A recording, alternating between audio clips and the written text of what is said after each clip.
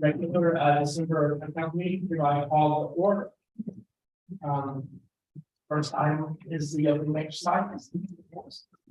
Thanks. I'll just do a moment of silence and wish everybody a Merry Christmas and Happy New Year coming up.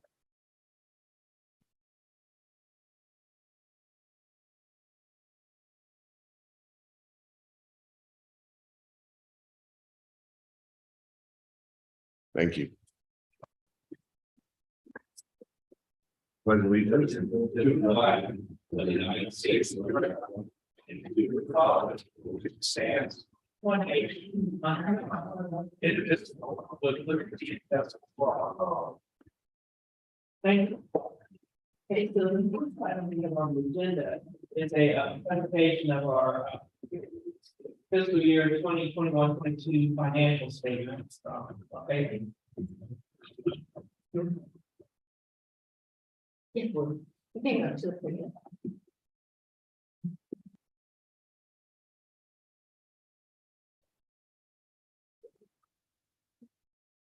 How's everyone doing? Good. Good. We wrapped up the audit. Month or so ago, I still take it down to the last council meeting. But everything went really well as usual. So I think I brought down copies of the audit. I think maybe the electronic copy maybe is but what I did, been doing this a lot lately is, there's a lot of things in the audit report. But what we've been doing lately because of COVID and all, we've been kind of doing 3 years, just to let towns know how the last 3 years go with, that thing COVID that happened back in the middle of it. So what I gave each of you was the 2021 and 22 general fund. You had the general fund, stormwater, hospitality. You know what the hospitality stormwater fund is going to be for. Parks or stormwater. So your general fund is for your main operating fund here. What you'll see is even through COVID, the town's been very consistent revenue and expenditure. Now I'm going to go through a few of those for you if you're looking at this sheet. I'll just start with the revenue and expenses because that kind of flows into how the balance sheet looks. So you'll see that in 20. All the way there in the middle, the total revenue for the town is 3.6 million, 21 was 4, and 22 was 3.4. Really the big difference in 21 and 22 in that other category, there was about $316,000 payment dollars that came in 2021. So that made 21 slightly higher than 22, but for the most part, and then I have the ARPA fund down at the bottom. But the town's been very consistent. The local option has been growing. That's the main source of revenue, the brokers and insurance license. That's your second big one, and then you see a few other business license franchise fees.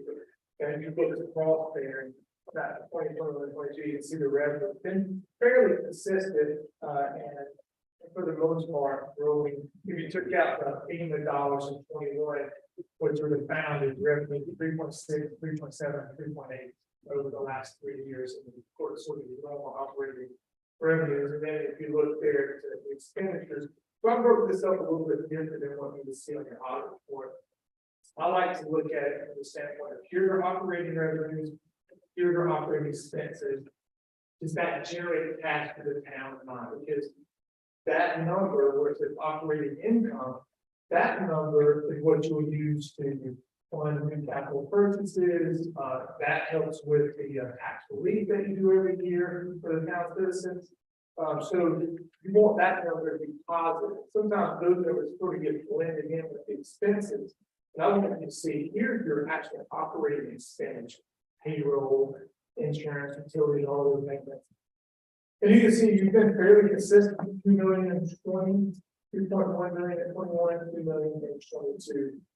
And what's amazing is, of the 2 million in operating expenditures, 1.3 million of that is salary benefits. So salary, health insurance, retirement, FICA taxes, and everything. So your salary and benefits is about 66% of your total operating expenditures. And that's been fairly consistent. And that's consistent with a lot of small towns. Labor is your human capital is your biggest expense. The other thing, it drops down after that. The next, actually, last year, the next biggest line item was utilities at 187,000. That was the next line item. It didn't have maintenance, insurance, things like that. But overall, you can see that operating income was 1.6, 1.8 in 21, almost 1.8 in 22. Very consistent. Really, all 3 years have been very consistent for the town.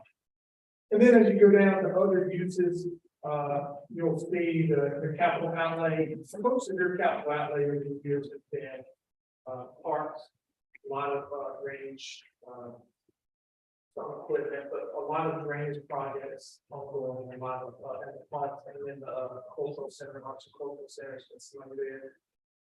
And then, of course, you have the ARPA funds that came in this past year, 1.9 million, and the tax relief that the town has given, which has been somewhere around $1 million. So ultimately, the change in fund balance for the town this year was really high, 2.1 million. The ARPA threw that off. If you pull the ARPA out, you would have been around 300,000 or 400,000, which is, you were negative 180 and 20, 154 and 21. Relative to ARPA, going to be about 300,000 to 400,000 in 22. 22 is actually a really good financial year for you. If you'll flip to the next page, you'll see how that activity turned out in the balance sheet. Same thing, you can see a 2021 22 of your balance sheet. First line there is your cash and cash equivalents, and you can see where that's going from 20 to just under 3 to 22 or just under 4. That's unrestricted cash, just that general fund cash. That's not your hospitality or your stormwater out. General fund out. And then right underneath it this year, you got the restricted number of almost 1.7, and that's ARPA. That's the ARPA money. This is restricted for certain purposes. And then, of course, you have no debt, which is great. So you have a great balance sheet. You have 6.2 million in cash receivable prepaid and 388,000 in liability. So that's like a 15 to 1 ratio, where that means that roughly $15 in current assets for every $1 liability, which is a fantastic sign of financial strength. And then you got your capital assets there. Capital assets net of depreciation over $10 million. Of course, that's like this building, projects, parks, and so forth. And then the pension, as you remember, that's part of the PIVA, where every municipality has, that's in every participant in the retirement fund has some allocation of that deficit. Yours it went up slightly from 1.4 to 1.5. Nothing that the town can do. You always contribute on the should to the match, but that's your portion of that. And then the last page, to flip it, it's a pretty kind of cash flow statement over the account. I'm going to walk through real quick.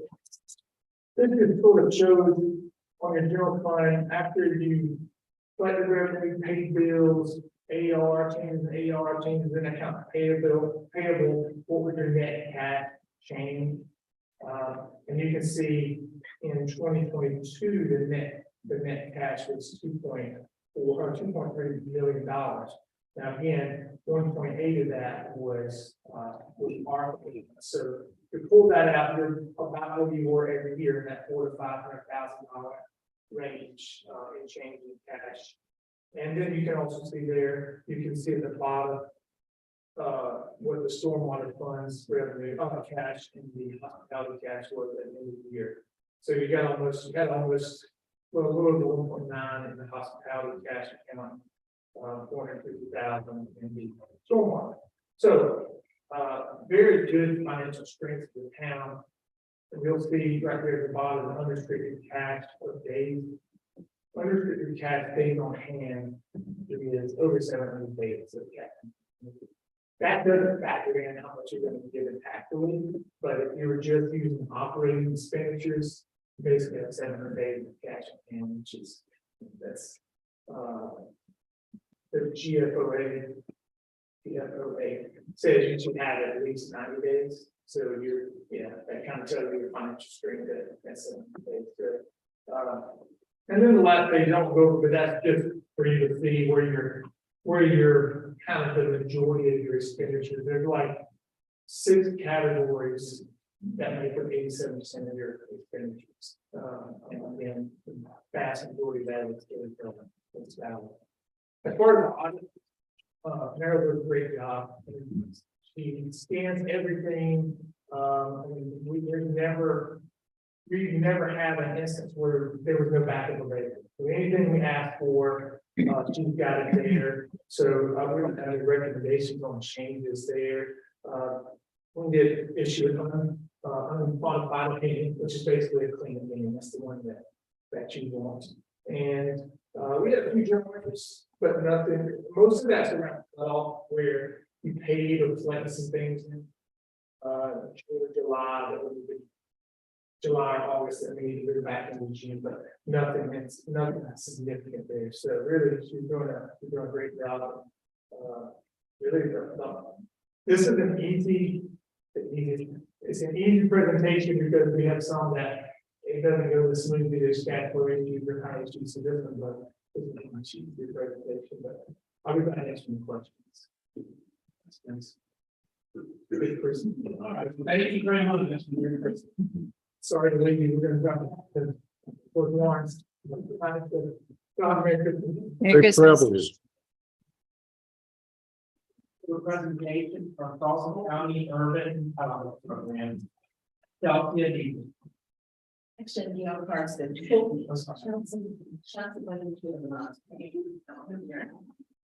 I'm Gail Carson, I'm manager of Charleston County Community Development Project. And I'm talking to you about the services provided through the Community Development Department. Primarily the administrative funds with the housing urban development. We also been managing ARPA funds, about 42 million in emergency rental system, which is coming to an end after 2 years. We provide assistance to tenants and landlords for fall under years. We're also managing ARPA critical home repair funds, about $3 million, primarily helping seniors who are living in substandard housing. That program opened in June. It closed to application October 28th, with 1,100 seniors applying for services. So we have several nonprofits that will help us administer repairs to seniors in the Charleston County area through that ARPA money. With our urban intelligence funds, we administer for Charleston County and the city of North Charleston, not the city of Charleston. The city of Charleston has their own urban intelligence fund. So our funds are dedicated to Charleston County, city of Charleston, and we fund home repairs, new construction for sale, new construction for rental, unoccupied rehab, public services, infrastructure, well and septic, sewer connections. Our funds are intended for low to moderate income households and communities. Our new request for applications cycle open February. We're very excited about this. The applications are due by January 6th. So we encourage nonprofits who want to provide assistance to low to moderate income communities assistance. Please go to our website, look at the application and put your application in. We establish our priorities in terms of what we're going to fund based upon our 5-year consolidated plan. So we're now in year 2 of our plan. Once again, the priorities are adequate housing, addressing substandard housing, ensuring that people are living in safe homes, as well as having clean and safe water and wastewater systems. So those projects will be restored with the highest possible place if the applications are complete. The way that we score the applications, the applicants submit, we have a scoring committee that consists of staff from Charleston County, staff from the city of North Charleston. They will score those applications based upon an established matrix. Our scores then go to our advisory board, and your county administrator is on our advisory board. Our advisory board then makes recommendations for funding. Those funding recommendations go to county council, and if they endorse it, that is what our nonprofits are awarded once we receive our award from HUD. That process is usually by May, we anticipate being able to tell our nonprofits what their award will be. Around June, July, we issue award letters, and the new contract starts in September. So that's the life of an application. Apply in January, you can present, if you want to present in February to our advisory board. Recommendations are made in March. We anticipate making announcements to the awardees by May, and contracts are starting in September. So I do have some literature here, if you know, nonprofits who want to apply. We encourage, we want to see some new nonprofits come to the table. We also work with for-profit developers who have a mission of working in low-to-moderate income communities. So, are there any questions? I can serve. Yes, thank you for this. How lengthy is the application process? It depends on what the funding source request. It's not very long. Probably the most difficult part is going to be the attachments, because we do request support letters from your towns, your citizens. We do request some evidence of prior performance, and we do look for a budget that's laying out the cost per. So we want to make sure that people who are requesting these funds are able to manage federal funds. Unlike foundation funds, working with HUD funds can be a challenge. So we want to make sure people have the staff capacity and staff knowledge to adhere to federal regulations. Mhm. There are 3 different funding streams: CDBG, which is the block grant; HOME, which typically looks at building new construction and doing rehab in multiple units; and the Emergency Solutions Grant, which is intended for homeless services. So depending upon your funding stream preference, the application will look a little different. Mhm. So is this going to be the only cycle that it goes through? Or is there going to be another application cycle? Because we're kind of close on the deadline right now to get everything together, and I was just wondering. Every year, about the same date, every year we open it around November 30th. Okay. January, so we're now program year 23. So every year we have the same kind of schedule for opening and reviewing. We're talking about nonprofits, if they're not sure if they're ready for the next year, call us and we can provide technical assistance to help them get ready. Very good. Thank you.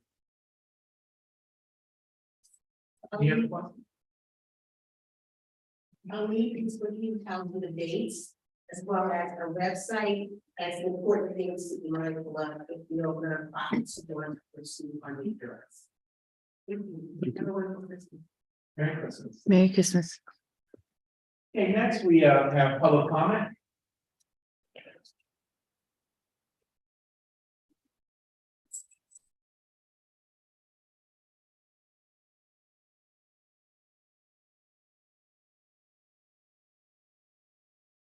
Thank you. I think, Reverend Tiffany, you've decided. Attendance, right? Thank you for attending. Thank you. If we have no one's signing for public comment, now we have the consent agenda, is there a motion to approve? So moved. Second. Okay, all in favor, say aye. Aye. All right. That passes. Okay, next we have our information reports, so we'll go to the financial report. No report? Say We Maryland. had nothing to do with submitting financial, Oh, we had.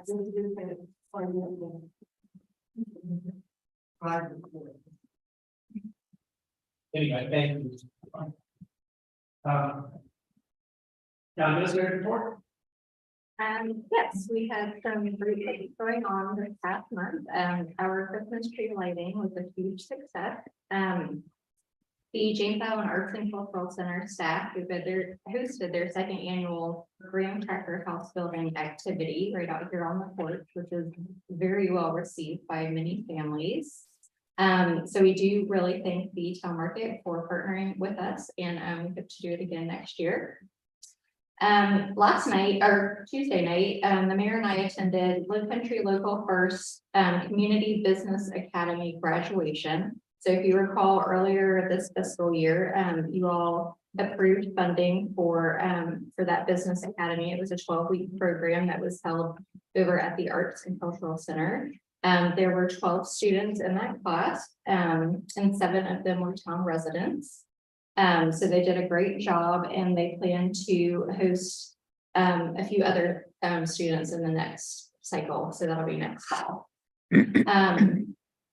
The town staff this year, by our sweet Francis's recommendation, we participated in an angel tree program. So instead of exchanging gifts internally, we decided that we wanted to give back to some families in the community that weren't able to provide gifts. So we had the great pleasure of delivering those gifts earlier today. And I think everybody in the staff was very satisfied with that feeling of giving. So we enjoyed that. And our new and improved web page went live on Monday of this week. We are very excited because it seems much more user-friendly. We will continue to work on a few outstanding tasks. So, if you go on there, you might see some things that are a little outdated. So we're going to work on kind of a to-do list that we need to kind of bring it back up to date and get all of our information updated. And probably, I think one of the more exciting things, I know Mark would agree, is development of individual project pages. So if you want to learn about the Ocean View drainage improvement project, you can go look at that page, see where there's updates or some upcoming news, kind of see a little progress tracker. So we hope to have a separate page for each of our ongoing projects. And then also, Councilmember Milliken asked for me to report on our facility use. So St. James Church has been meeting here since they have been moved on from their old site. And they are currently meeting here. They're having their regular services on Sundays. And then there's also 2 smaller groups, one on Tuesday evenings and one on Friday mornings. They are actively, I guess, rehabilitating the interior of the Landmark Center. So that's the Old Baptist Church right here on the corner. And they seemed eager to move over there like mid-January. So they're working really hard to kind of get settled and get everything in place. And as far as I know, all the parking and shared access and that sort of thing has gone fine on Sunday. So they've been very thankful to have a beautiful place to come to and continue their service. Well, thank you. Yeah, definitely. That's all I have. Any questions? I have a question. Sure. I was looking just to verify like the Rethink Valley Road meetings, and I can't find any meetings on the phone. Yeah, so we need to go put all the meetings in for the upcoming year. Yeah, because when you click, then there's nothing.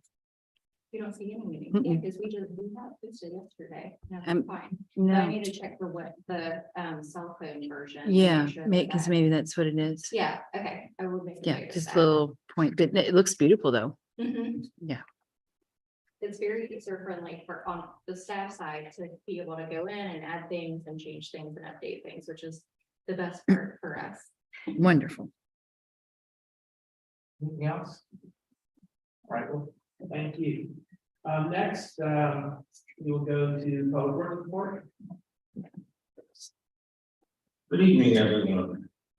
This is for November. There are 3 new requests for service in November. 1 from the drainage related staff responded to all requests. Staff held a monthly meeting of stormwater managers and also attended the 4th quarter South Carolina Association of Stormwater Managers meeting. Staff set up the town hall for Christmas and the tree lighting and participated in a briefing about Tropical Storm Nicole.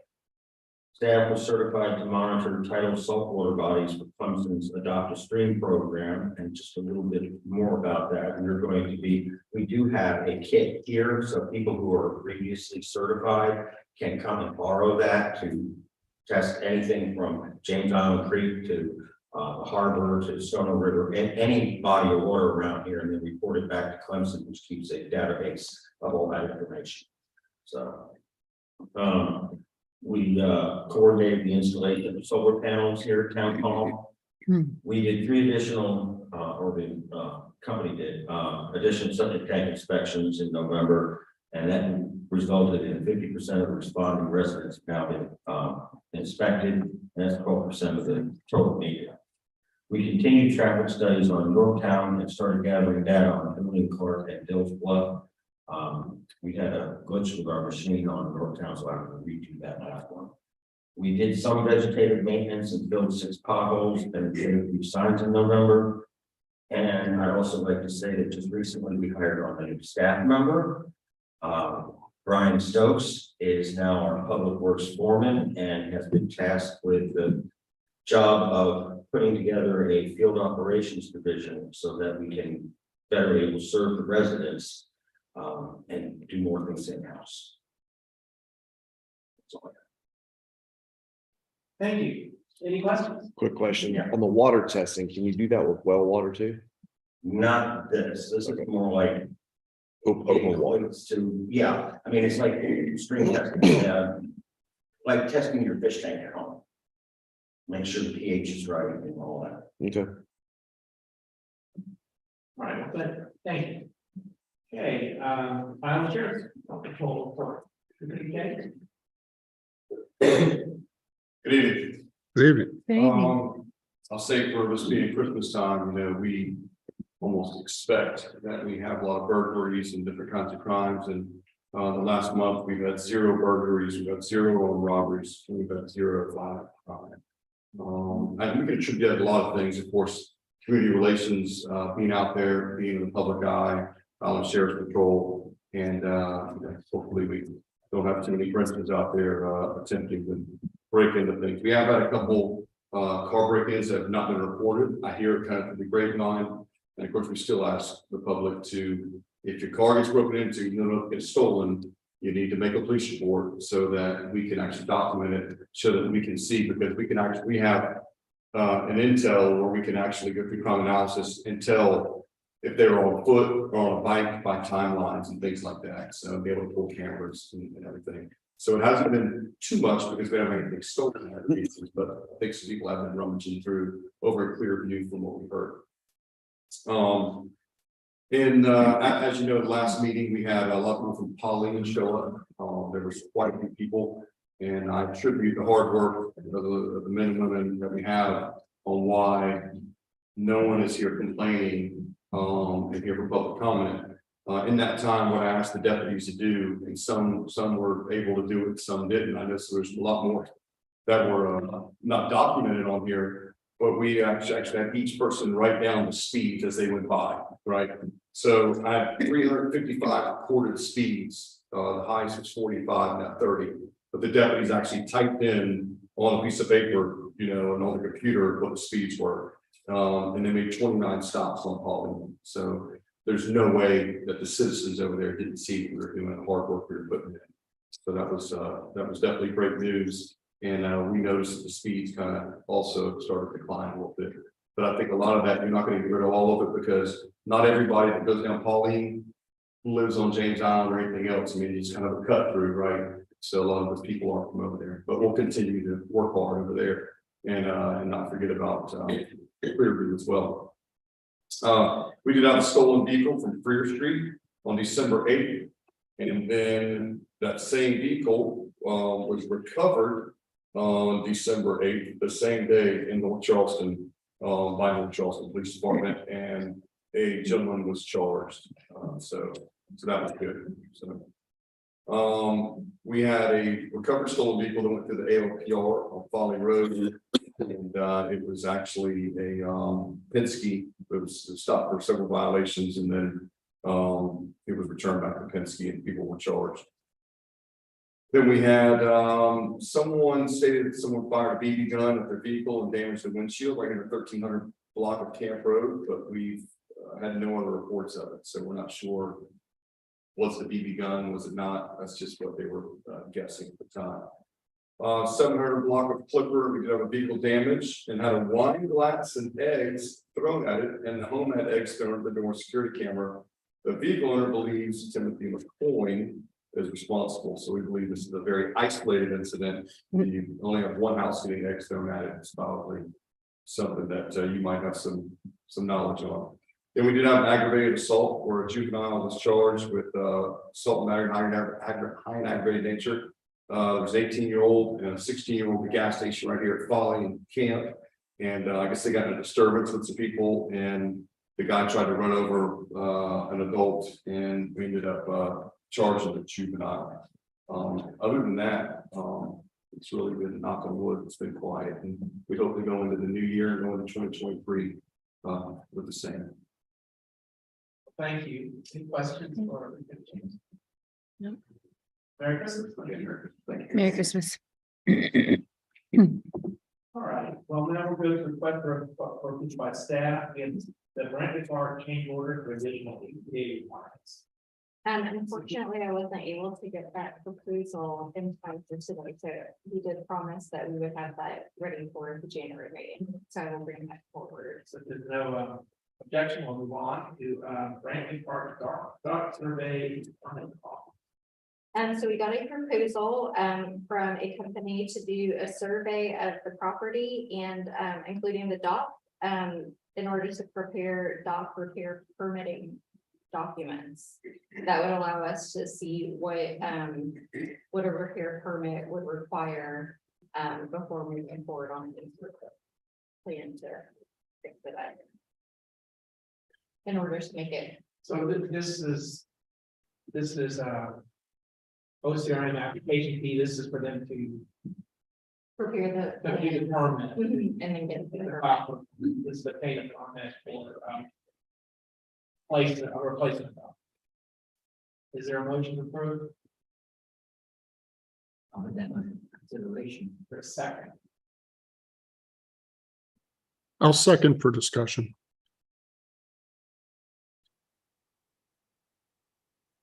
So in order to be able to tear the existing dock down, be able to replace it with a new dock, we need to get the OCRM permit, the new dock first. And at one time, we had the previous firm, ADL, which is Davidson Boyd, when they redesigned parking to move it to a single parking spot, included in that change was for them to pursue this. And they did talk to OCRN and give some information.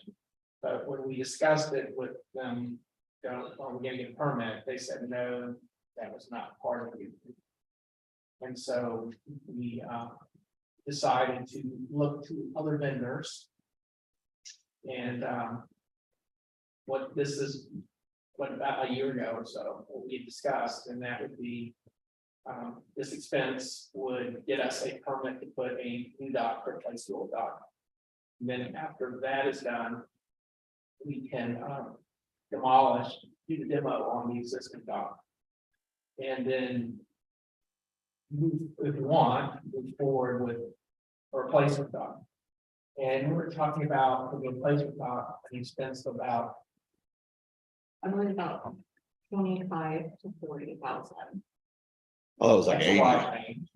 Yeah, so I've talked to 3 companies, I believe. One of them really felt confident in doing a repair, so upfitting it with what's existing there, but replacing some portions to make it much more stable and compatible for public use. And then I guess other companies, just threw it all in. So, of course, with the high price of lumber these days, I was not surprised with that range. But the probably the most competitive bid that we got, around 25,000, felt very confident in being able to do these repairs to it. And they have a great reputation of doing other work on other Phillip Park docks and that sort of thing. But today, they're not. Right, this would just kind of be This step would one, step Give us one. permission to build a dock, you know, after we tear down the existing one. Right. Or if we go the option of repair, we can do that too, but if we go to demolish, you know, what we've been told is it would be a mistake to demolish the dock without having a permit to build a new one.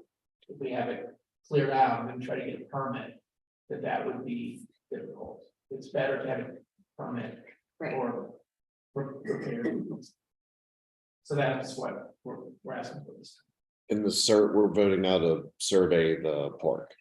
To show where the, existing dock and everything would be. right, and prepare the plans for permitting. And they can do. I mean, I'm thinking this could be a survey we could use for other stuff also, right? They can do where the big tree is, they can do where the trails Right. would be or. That kind of Right. stuff, right? Mhm. Okay. Yeah, basically like an as-built survey of what's there now. So if we're just gonna do repairs on the existing dock, we still have to have this permit, is that correct? Mhm. So we have to have a permit for it to be a public dock. Will we need a permit to take out the old dock? I don't think so, but I'm not. But that, my understanding is that what we're doing here is getting a permit to replace the dock. And by the way, there was a $40,000 cost, but one of the build a new dock plans was actually cheaper than the repair Right. plan.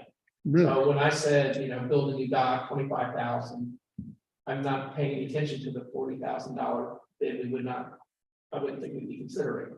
So there were two bids that were, or estimates that were 25,000. One was they wanted to repair, and the other one was tear it out and put it in a new one, and the cost was about the same. But in any case, we will have to have a permit. I don't believe if there's a demo permit required for moving docks, I think that would be different Mhm. through building services and not going to our listener and get permission to place the dock. And this would comply with their plan would comply with ADA standards and everything else, because that's been an issue with the park going forward. Has the city been contacted about helping with the cost of any of this? Yes, but more with the focus on the grant that we were looking to seek last year. Mhm. And in order to receive that grant, we will have to work through the city. And the city parks was amenable to that they thought it was a great idea and they would work with us. But last year, the council approved going, seeking the grant. Well, as we move forward to getting close to the deadline of grant firm, one of the things they wanted was the town's title to the park. And so that's when we discovered that we had to work with the city and begin that. And so we were looking towards seeking that grant for next year, or in January, February. So if we were to consider constructing a new dock, we could get some help from Yes. the city through this grant process. Okay, very good. And so that's what we're hoping. And they were not dismissive of helping with funding. And, you remember 2 years ago or so, we looked at an estimate for a replacement dock. It was like $250,000. Yeah, it was ridiculous. This is much more money. Much more reasonable. Any further discussion? So I have one other Yes. question. So even though we contributed money to the purchase of this park and the title is in the city alone, correct? Yes. So now that if we decide to build a dock, does that automatically convey to the city as well? So then it becomes part of their property because it's physically attached to it? You know what I mean? Well, I don't know that it would be automatically conveyed to the patch, but we can look into that. Okay. If it was my yard, it would be my dog, no matter who built it. It's just frustrating that we keep spending money and it's on someone else's title. To me, I just find it aggravating, but. Okay, thank you. Is there further discussion? Hearing none, all in favor, say aye. Hi, Opposed? Passes.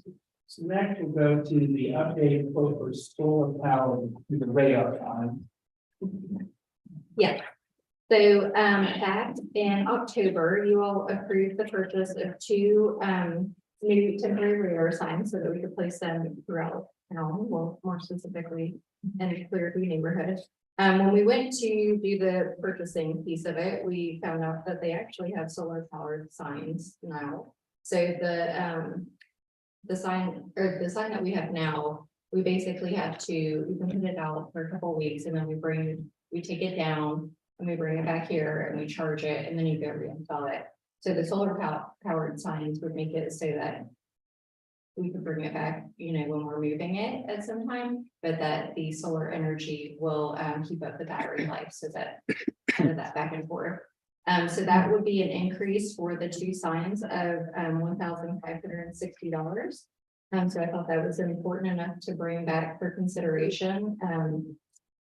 And we can move forward with either one. So is there a motion to approve purchasing the solar version of the radar signs? so moved. Second. Any discussion? And this 1560 would be for each sign or total? But yeah, For both. total. Mhm. Oh, okay. All This right. is in the distance, Right, so Right. the cost that you all approved back in October was $6,730. And the new cost would be $8,290. So the difference was $1,560. Any further discussion? I have a couple questions. So if we decide to add any of these optional things like the sharp curve or the fine or the anything like that, could we add those at a later date? Are you talking about? Like the additional options? I Where, think those are actually all included. because it doesn't say, it says included up at the top. And then right down past line item 5. On, Additional. The additional option. yeah, Let's all Mark about that. I hate to ask him right when you walk in. Hey, Mark. On the radar sign quote, the additional options portion in the lower part of the quote for things like optional heavy duty lock for universal pivot bracket. Yeah, that's stuff that we don't need. Okay, so it's string Well- alert. Optional heavy duty lock or universal fit, if you look at the two right next to it. Right, okay, so the. And then school down thing here, it says two optional street smart data collection lifetime licensee. And then see there's zeros and twos. So would those be things that we could add on? We could add that, yeah. we don't, After purchase? You can do it after. I wasn't so concerned about the heavy duty lock for the universal pivot. I was thinking about like the sharp curve or the school zone or, things like if we wanted more information flashing so that, like I'm thinking like around Lighthouse Point, that big curve and things such as that. But we already have a sign there, I know, but I was just thinking out loud that if these could be added at a later date, if we decided we wanted them, then I just, okay, cool. Okay, great. Thank you. Any other questions? None, all in favor, say aye. Aye. Opposed? That passes. Next, we'll go to council chambers audio visual upgrades.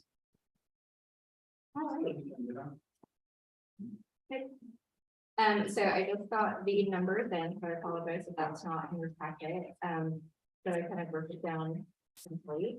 So this is for the equipment upgrades. This would include a new audio processor, 10 wireless gooseneck microphones, 2 cameras, one that would be installed above the doors, and then one that would be installed probably in one of the corners to show the gallery. One wireless handheld microphone, and then a new power amplifier for in-room sound quality. They would be able to reuse the existing speakers and the equipment rack. They will kind of go through and clean and package up everything that they would take out. So that would be including all of these wired microphones.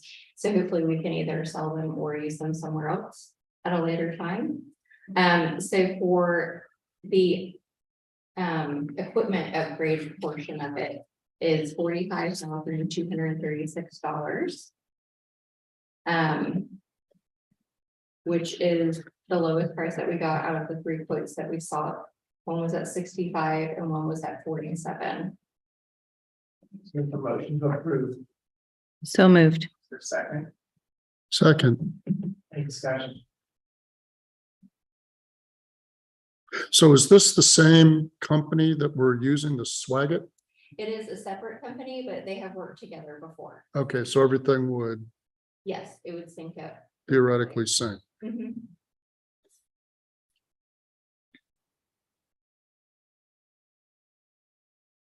All right, Debbie, you all ready to vote? Hmm. Okay, all in favor, say aye. Aye. Opposed? That passes. Now we go to the Swagger live streaming and agenda management. So this is the system that I presented at the last council meeting. So this basically takes care of the streaming portion and the website integration portion. So it would get rid of the YouTube and integrate it directly into the town website. It would do an audio transcription after every meeting. Different agenda items will be linked up and timestamped. So if somebody were to go pull up the agenda the next day and say, oh, I was really interested in item number 3, they can just click on that and it goes straight to that portion of the video. It offers audio solutions for accessibility related. So it does the closed captioning. I think that sums everything up with that system. So do you want me to go back to the cost of that one? So the equipment which we work with, the AV upgrades, installation and the warranty would be roughly 17,000. And then there's the annual service fee. So that's having their technician kind of conduct our meeting virtually from away of $9,540. So that would be with the AV equipment, we would be right at $69,000 total. Which With a leaves, budget of 70. which leaves us $1,000. Yeah, The vice want to spend that. Isn't there And you a said, motion to approve? This, defer this. yeah. yeah, So actually, we're back in discussion. Sorry. So we don't need to have a motion for this discussion. the optional add-ons that you said is included in what we're gonna purchase from them, be specifically the speech to text searchable transcript of our meetings, right? Speech to text. So that is an additional monthly cost. So it has the closed captioning, but that's where you can, like, you know, when you can go on your phone and do the audio and it'll search and find, if you say Swaggit, then it'll show you all instances in the meeting. So that would be an additional monthly cost, not included with what I just told you. Okay, So that's $250 a month. And so is that what we think we're, excuse me, is that what we think we're going to be doing? Is having this sound search as well? We could start out without it. We could start with it and drop it at a later time. I don't think that we're locked in to that project event. This is the add-on. Staff recommendation didn't include that. It did not, but I'm not opposed to it. it would be, for example, the minutes. You know, that would be the minutes, right? Well, so that is included, the minutes part. So it's an unofficial transcript that is already taken, and that's included in the annual $9,500 cost. This is if you want to go and find all previous instances of a specific term, then it'll bring up all of those minutes that have already been transcribed. Okay, So it's kind of a next level It's for the transcription. like you were talking to Siri, find all of this, and then that's what this would do. Right, so it But- would go search all of the previous. But you can- minutes or the packets. Okay. Mhm. I would say we start without the extras to start with and then see where we're at. That would be my thought on that. I think that's a probably smart way to go because there's going to be a little bit of a learning curve on the front end here Yeah. Mhm. with it. And then if we see the need for more, perhaps Yeah. we could add those. I like that idea. Any further discussion? Mm-mm. Hearing none, all in favor, say aye. I, Opposed? Passes. good. We have Seattle Habitat humanity repair here. It's gonna be able to hear and see our meetings. It's gonna be crazy. Wow. So I'm so happy to see this one come through because this will be the first repair care request that has kind of been completed and made it to our table since I started. So they were able to do some emergency repairs at a woman's house on Seaside Lane. And they replaced some windows and did some deck and roof repairs. So the cost of that is $2,793.19. There's a motion to approve this expenditure. So moved. Second, Second, all in favor, say aye. I, Aye. Opposed? Passes. The next we have Dayton Outreach Care Programs request. So this one will actually be removed because, after speaking with, Scott at the James Island Outreach, they've actually started their own repair care program, which I think is wonderful to have other folks that can do these things. So they were trying to get some assistance with a sizable, plumbing repair bill. But, he was able to find a much lower cost. So they did not require the town's assistance at this time. But they could send some other things our way. Well, All right, so without objection. Mayor, if I could just make a comment on this, I think this Charleston County Urban Entitlement Program might be a potential source for some of these repair care issues that are perhaps larger than budgets for any of the other nonprofits might have. Yeah. So this might be a good outlet for that. And maybe tell Scott Mhm. Grau about that, because that would be a good thing for them to try. Also talk about applying ourselves. Correct, so I believe we can apply ourselves. They do have a pretty extensive process, I would say, on their environmental review, which understandably, they want to have all those boxes checked. But also the nature of the work is that they are typically emergency repairs, so, there can be a really long gap in time. But, like, Ms. Carson mentioned, they have now partnered with some other nonprofit agencies, so it's not strictly Sea Island Habitat that's able to do these sorts of projects. They have some other folks, kind of in that realm. So I think that's definitely something that we could direct people to seek other assistance if it's not in the town, but it's still, an island resident, to seek other avenues of getting this done. Definitely, and we'll encourage the Dayton Outreach to Okay, great. look into applying, getting the expertise needed to Mhm. get into that, get grants from that source. Right, so we're gonna, that's withdrawn. Now a committee report, land use committee.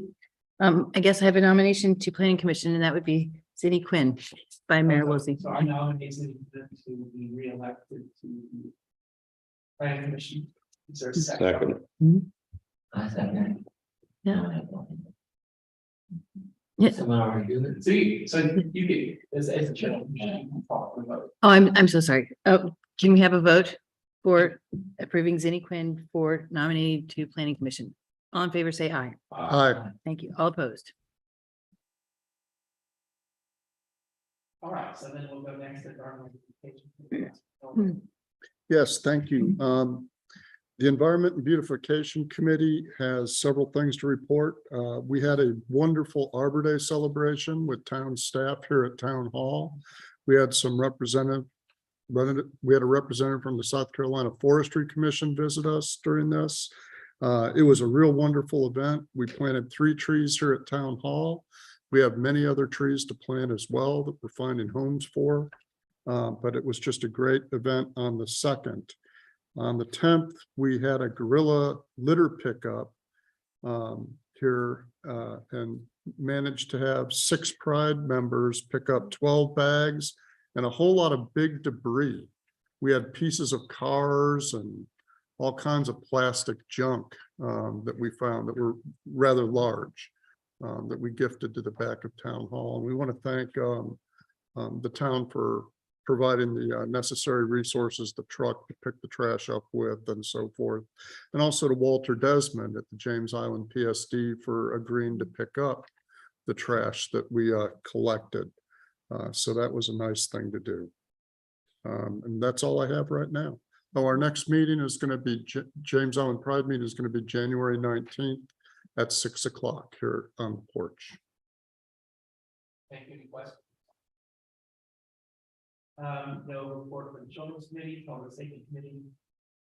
Yes, I gotta apologize, this is about to make an appointment with the neighborhood that is, the polling drive is in, I'm drawing a blank on it right now. We know that name of that neighborhood. What's the name of the street? Pauline Drum is it? McCall's Corner? Paul, Paulson. Thank you so much. Okay, I'm gonna nominate Mr. Brian Duffy, to represent Paul's Corner. You may remember, he's one of the gentlemen who spoke last month, and he's very interested, and he's very dedicated to that community. I'll second that. Thank you. Have a vote on it. aye. Aye. All right. Thank you. Oh, and other things that we will not have a meeting, of course, in for the month of December and for Christmas, but our next meeting neighborhood council will be in January. So, thank you. That's all. The History Committee report, the History Council did meet last month, but we'll be meeting in January. We're looking forward to our next workshop event in April. Any questions? Rethink Quality Road, that on Wednesday, Mhm. and phase 1 sidewalk project of Quality Road is obtaining right of way. And they expect that to speed up, and they said construction that should be finished and construction start next fall, I believe. I think that's right. All right. Yes. Yeah. Mhm. And the dominant view on the steering committee is that phase 2 will be pretty complete and run from the end of phase 1 down to Battery Island and Pegasus Creek. And there was some discussion of possible federal funding and consideration of who would be actually taking the lead on that. That's not thinking. Any questions or is anything you want to add? I think they were also discussing like sidewalk maintenance and multi-use path maintenance for the owners and also something about the conservation easement or the concert in the hotel. town Maintains the sidewalks that developers, probably owners are required to put in, some probably going to develop sidewalk, they are required for multi-use path along Valley Road. Mhm. Valley Road overlay, and the town is to maintain those, and they're looking into what exactly the county and the city do. Right. That's what I heard during the meeting as well. And I missed where the hotel was approved for. Like, so the hotel was approved on Valley Road, at Battery Island, it's a PUD, and it's in the city of Charleston. Mhm. It's in the, well, we heard it was in the conservation area, I think maybe on the boundary conservation area, but, our plan director looked into it, and it's actually in the neighborhood preservation area, but. It's disappointing. still not consistent with the spirit of. No. Wally Road overlay. No, Any other questions? thank you. Next, we have drainage committee, Councilman Barnes, I have no- business development committee, Councilman Barnes, No report, thank you. tree advisory committee, No report. James Island Intergovernmental Council. Our next meeting should be in January. Actually, we should have a date, right? We know a date. I know, I can't remember if it's the third or fourth Wednesday in the month, so I will get that schedule out and send out the meeting invite. Thank you. It's in January. Yes, it's gonna be great. All right, so proclamations and resolutions of proclamation honoring James Island the Rose. 2022. Yes, I do have, we do have somebody here to honor as our community hero. If I could just read relevant part of the proclamation that we passed last meeting. This, I think, would apply. Whereas James Island Pride makes special effort to recognize individuals who demonstrate evidence of exceptional volunteer activity in the areas of leadership, community service, and in mobilizing the generations by contributing to youth and adults working together in partnership within our community. Be it proclaimed that the town of James Island, South Carolina, does hereby recognize the following recipients of the 2022 Community Hero Award. We recognized Stan Kozakowski last time, but this time we're going to recognize Henrietta Martin. And this is kind of a special thing here. Come on up, Henrietta.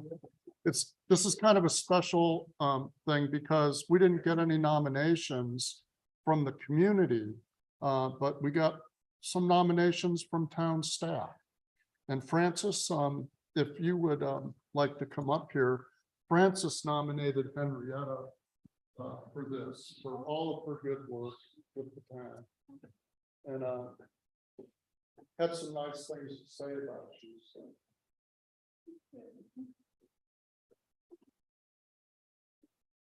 First of all, it was a pleasure to be able to nominate Henrietta. Henrietta is actively involved in the community and town of James Island. She serves on the James Island Pride Committee, the neighborhood council representing the Pine Hill and Green Hill communities, and attends town council meetings to keep abreast of news and information to share with the members of her community. She has spearheaded numerous neighborhood cleanups in an effort to share James Island's pride by keeping our neighborhoods and neighborhoods clean and healthy. Henrietta is dedicated and is never too busy to run a healthy plan, whether it is in leadership, community, service, or mobilizing youth and adults to get involved with our town. Thank you.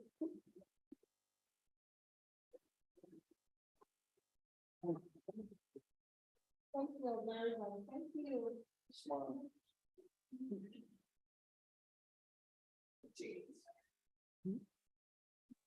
Merry Christmas. Merry Christmas.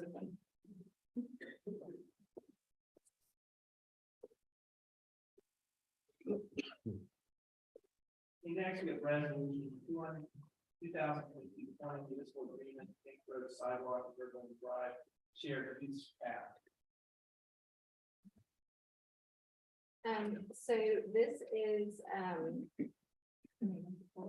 just like the mayor said, for the Camp Road sidewalk project that you all dedicated some funding to. I have not had a lot of experience with these, so I will try my best to answer any questions. So moved. Second, Second. any questions? So there's one statement in here, and the idea that Dr. Mignano brought up actually kind of cued me on this, but I know that the town will be responsible for perpetual maintenance of all sidewalks installed within the town's limits. But this particular location is going to also be in unincorporated Charleston County and by the city as well. So there may be some sections for unincorporated Charleston County, but I'm pretty sure that it's the city's jurisdiction. Okay, In this section, it's not, so the town is, our jurisdiction, we first part, basically in front of the school right, in Yorktown. right. And then switch over there to the city. And there's actually some, I believe some improvements to the part of the sidewalk on the other side Mhm. that currently exists that are already possible. That's where our part is in the city. Oh, so they will. All right, all right. I just wanted to make sure that the left hand and the right hand are working together on this. And that's great. Thanks. Any other questions? Hearing none, all in favor, say aye.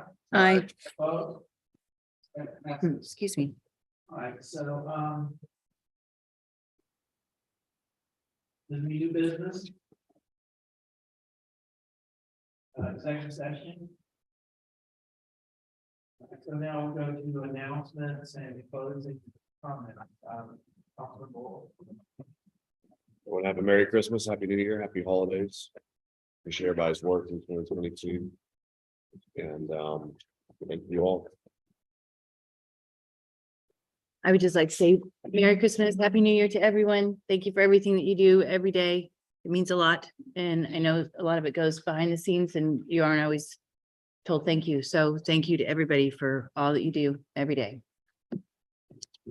Councilman, Yes, I just wanted to let everybody know, I attended the South Carolina Sea Grant Symposium yesterday morning, and there were a number of research scientists from University of North Carolina, University of Georgia that presented their work on the research on septic systems, and particularly their research on septic systems in low-lying coastal regions.